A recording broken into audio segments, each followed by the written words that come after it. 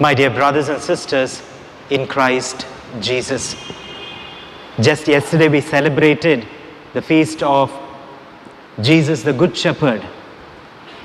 And in today's gospel, the Lord continues to explain what kind of a shepherd He is and who we are in His presence.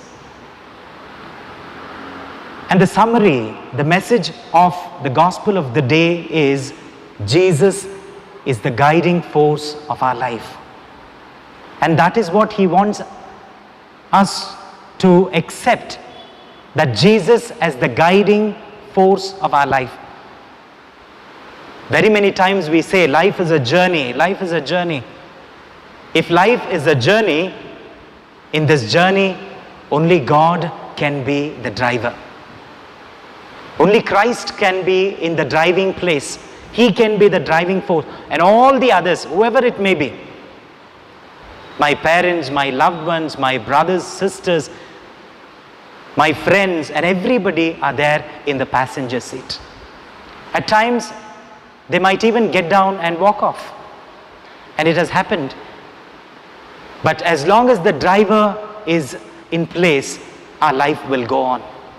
Our life will not stop. It will still continue.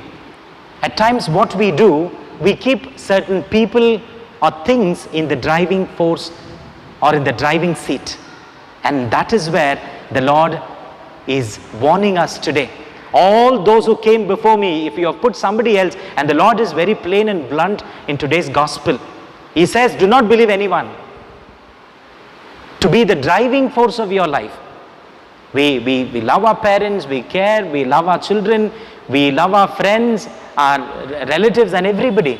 But then the Lord says, do not make them the drivers of your life. Let them not drive you. And the Lord puts it in very plain and blunt words today. He says, they cannot lead you where you're supposed to go. And the Lord says, I am the door, I am the way, I am the door, and I will take you where you're supposed to. And the moment we tell Jesus, Jesus, you are not the driving force of my life, He will not be there. He will get down. Our Lord is not someone who will fight with us and sit there and He will say, I will drive you. And that is what He says, I place before you life and death. Choose whatever you want. If at all, if you and I decide through our attitude, through our actions, through our words, through our desires, we tell Jesus, Jesus, you are not the guiding force, the driving force of my life. And the Lord will come down. And the Lord do not want to be a passenger in our life. Our Lord does not want to be a passenger in our life. He wants to be the guiding force. And He says, I will lead them out and guide them to green pastures. I will give them the fullness of life. That is the promise that He gives. And what happens when Jesus is the guiding force of my life? When Jesus is in the driving seat of my life, He says, I will take you to that fullness of life. Wherever you journey, you may be journeying through the most joyful moments of your life. I know how to guide you. You're going through the toughest times of your life. Your journey is very, very tiring, boring. At times you feel, I must give up now. It is enough. And the Lord says, I am driving you. Do not worry. I will drive you safe. I will drive you safe. Do not worry. Through the ups and downs of life, only He can drive us. There are people, maybe when everything is fine, hale and healthy in our life, they will be driving us. But when things are difficult, they might leave us.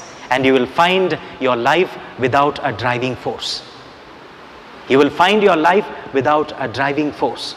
And what will happen to a vehicle that does not have a driver? It will go nowhere. It will go nowhere. And the Lord says, be it joyful time, be it your sad moments, be it in your health or in your sickness, when you're good, when you're not so good, when you're happy, when you're not so happy, the Lord says, only I can drive you through. I can drive you through safely. And He says, I will drive you to the green pastures where you will find rest, where you will find that relaxation that you are longing for. And not only that, I will give you fullness of life. Let us listen to the voice of the shepherd. And even in today's gospel, the Lord very boldly says, my sheep listen to my voice.